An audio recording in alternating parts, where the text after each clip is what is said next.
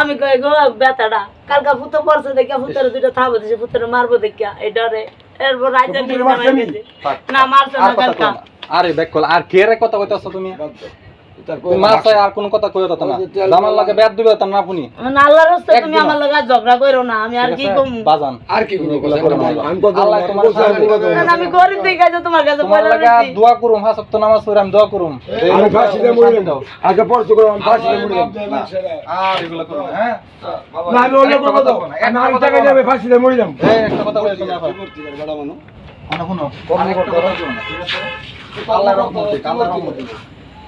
আল্লাহ একটু রহমত দিও আল্লাহ একটু তাকায় আল্লাহ এই লোকগুলোর দিকে আর কথা কইও না হ্যাঁ এটা খাওয়ান কি খাওয়ান দাদা খাওয়ান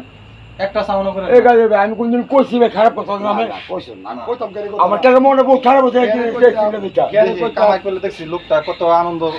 কালকে বয়ে বয়ে খাইছে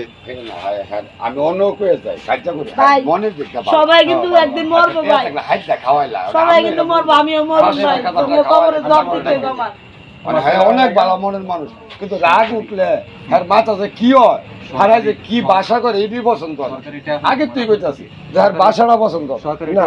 সরকারি টাকা তোমার আপত্তি কি না না না মাইস আর গিয়ে আবদার করে কোন রকম কথা কোন রকম আমি মাসে 20000 টাকা পাই বুতাখালি ফ্রি সরকার বাতা বাতা সরকারি বাতা মুক্তি দাওতা পাই আমি যে কোনো বুঝাইছি ছাত্ররা আন্দোলনের আমি এর সমন্বয়ক মুসলিম জেলার আমি কিন্তু মাসে 20000 টাকা পাই জানো 5 লাখ টাকা পাইছি আর 4 লাখ কম এককালীন